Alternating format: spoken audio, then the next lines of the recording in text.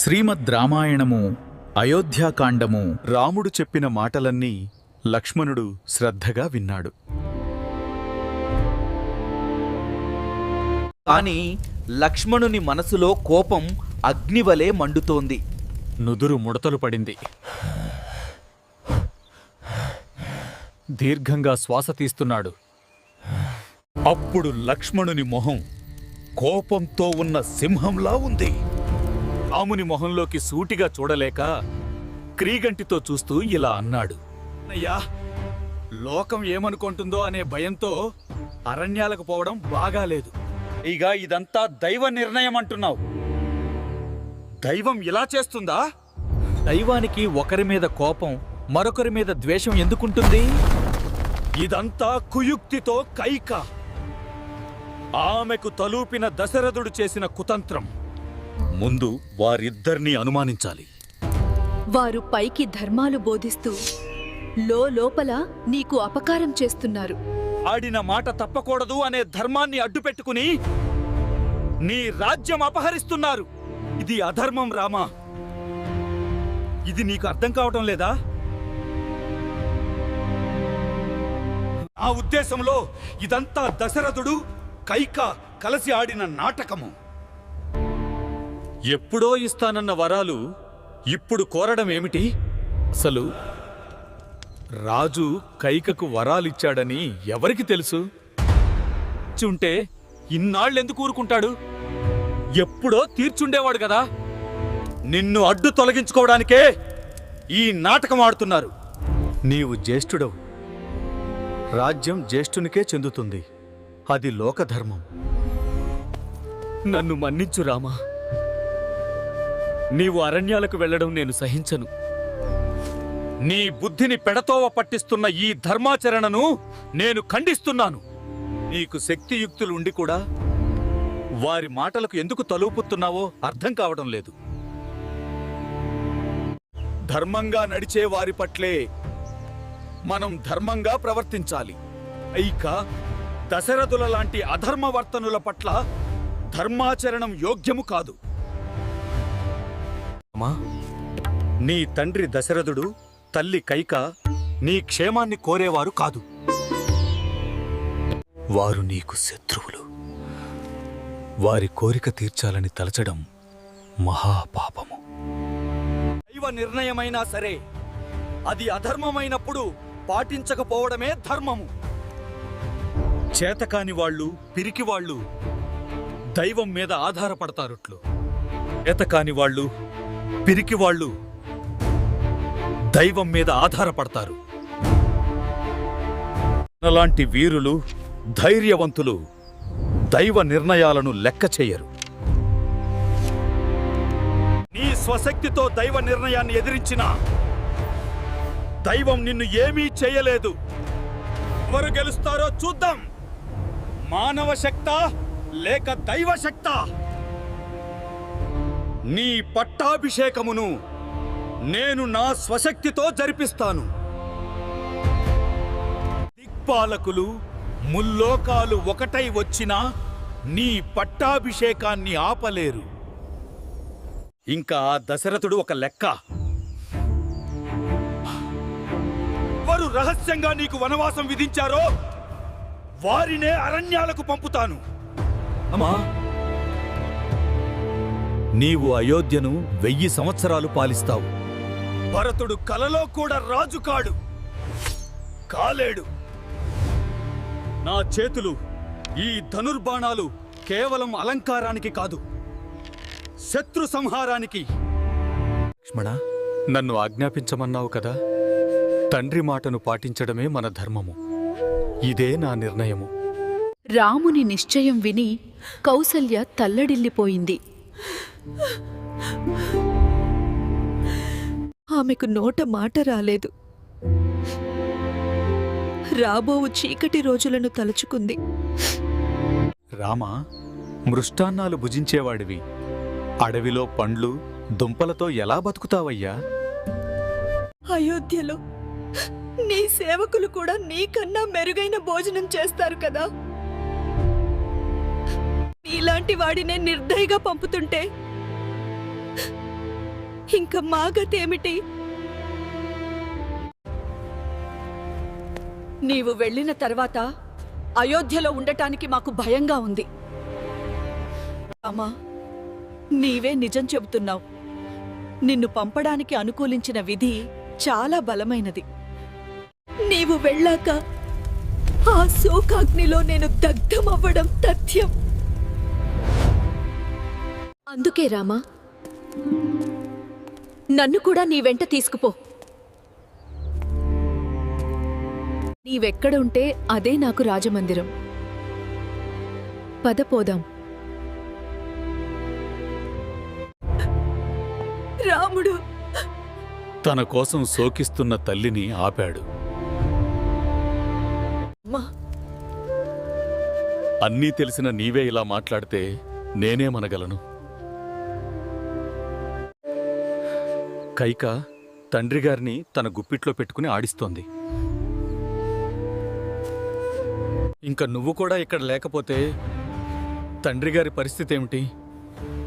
ఆయనను ఎవరు చూసుకుంటారు? నీవు కూడా తండ్రిగారిని విడిచి వస్తే ఆయన జీవించడం కల్లా ఒక భార్యగా జీవితాంతం భర్తకు సేవ చేయడమే నీ ధర్మం. ఇక్కడే ఉండి నీ ధర్మమును పాటించమని ప్రార్థిస్తున్నాను అమ్మా. రామా, నీవు చెప్పినట్టే చేస్తాను. రాముని మాటలకు కౌసల్య బదులు చెప్పలేకపోయింది. తల్లి మాటలకు రాముడు సంతోషించాడు. అమ్మా, నా తండ్రి మహారాజు, ఆయన ఆజ్ఞను పాటించడం మనందరి కర్తవ్యం. నువ్వలా చూస్తుండగానే 14 ఏళ్లు పూర్తి చేసుకుని నీ ముందు నిలబడతాను.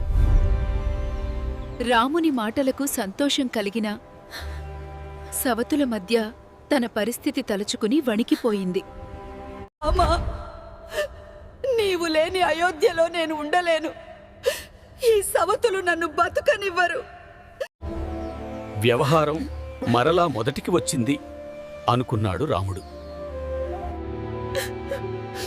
తల్లి ఏడుపు చూసి రామునికి కూడా దుఃఖం పొర్లుకొచ్చింది.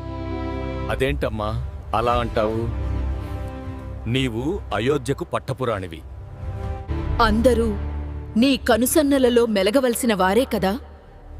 నా తరువాత యువరాజు భరతుడు ఉంటాడు. భరతుడికి నువ్వంటే పంచప్రాణాలు. భరతుడు ధర్మనిరతి కలవాడు. ఎవరి మాటా విని అధర్మానికి తలవంచడు. అమ్మా, ఏ వ్రతాలు చేసినా భర్తను నిర్లక్ష్యం చేస్తే నరకప్రాప్తి కలుగుతుందని శాస్త్రాలు చెబుతున్నాయి. భర్తను దైవంగా పూజించే భార్యకే ఉత్తమ లోకాలు కలుగుతాయి. నీవు అయోధ్యలో ఉండి వ్రతాలు పూజలు చేస్తూ ఉంటే నేను అరణ్యాల్లో క్షేమంగా ఉంటానమ్మా. నీవు చేసే పూజలే నన్ను ఆపదల నుండి రక్షిస్తూ ఉంటాయి. కొడుకు మాటలకు కౌసల్య కళ్ళు తుడుచుకుంది. రామా, విధి బలీయమైనది. అంతకన్నా నీ నిశ్చయం బలమైనది. నీవు అరణ్యాలకు క్షేమంగా వెళ్ళిరా. నా దీవెనలు ఎప్పుడూ ఉంటాయి. నీ రాక కోసం 1000 కళ్లతో ఎదురుచూస్తూ ఉంటాను నాయనా.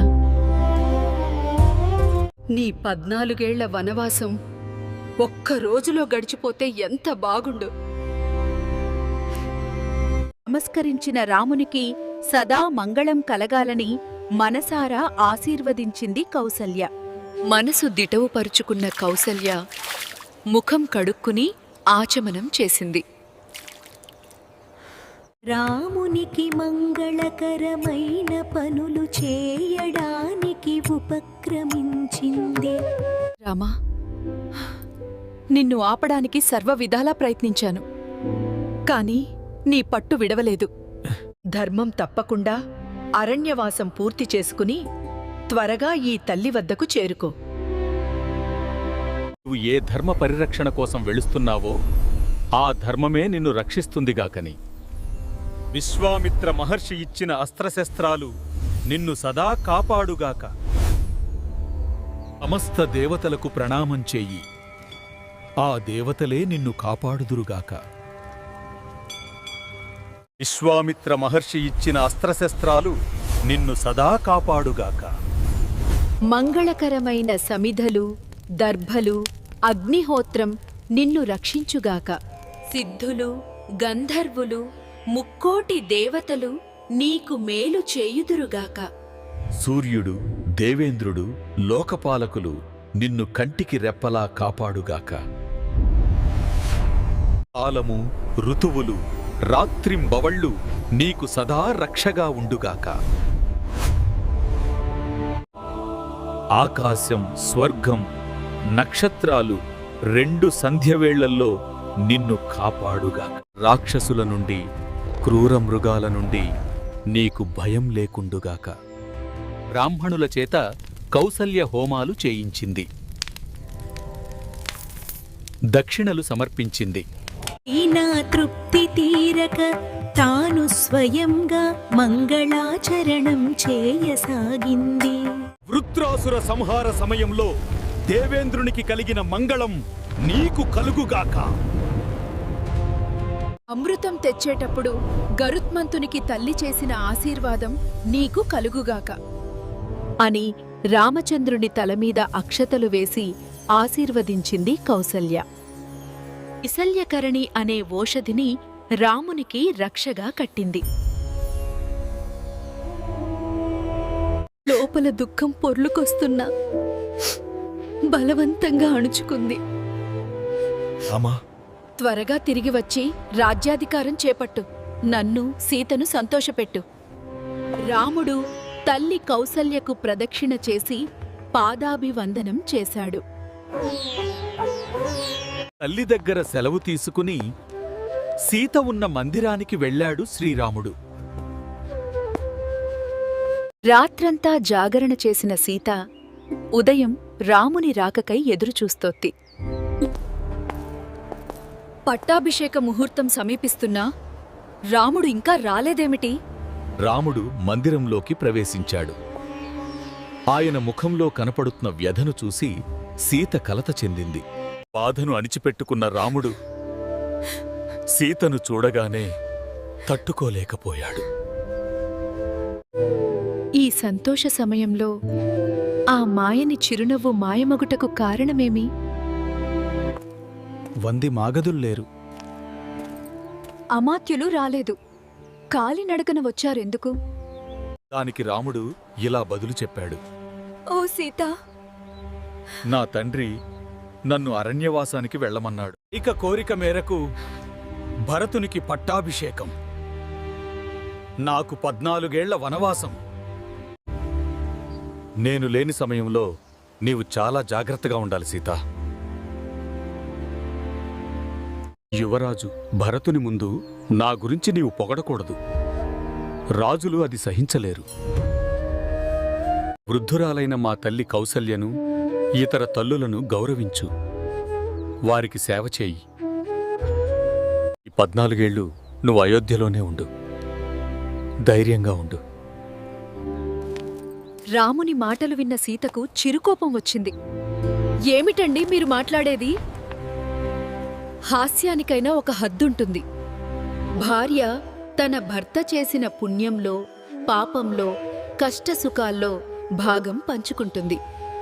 మామగారు మిమ్మల్ని అడవులకు వెళ్ళమంటే నన్ను కూడా వెళ్ళమన్నట్టే కదా.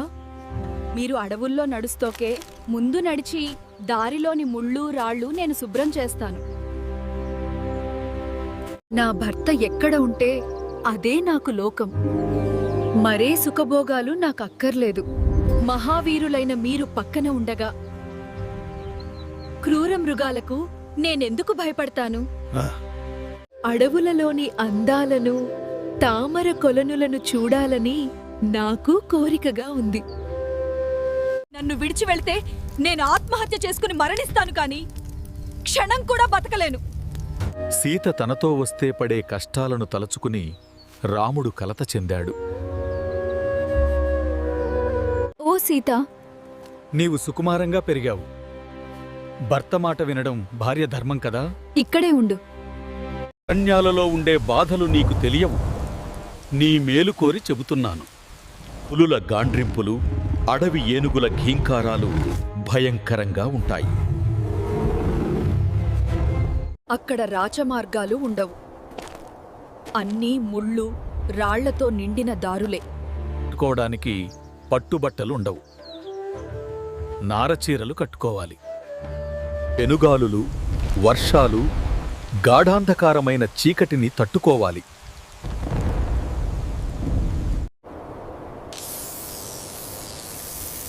చీకట్లో సంచరించే విషపు పాములు, తేళ్లతో ప్రతి క్షణం ప్రాణగండమే. అది నీబోటి సుకుమారికి సాధ్యం కాదు సీత.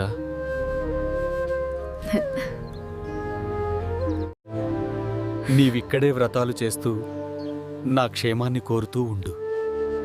నేను క్షణంలో వనవాసాన్ని పూర్తి చేసుకుని నీ చెంతకు వాలుతాను. రాముడు ఎన్ని చెప్పినా సీత మనసు మార్చుకోలేదు. మీ కష్టాలే నా సుఖాలు, మీ వెంట రావడమే నా ధర్మం అని పట్టుబట్టింది సీతమ్మ. సీతమ్మ ప్రేమ ముందు రామచంద్రుని వాదన ఓడిపోయింది. ధిరాత ప్రకారం ఆ ముగ్గురు అరణ్య ప్రయాణానికి సిద్ధమయ్యారు.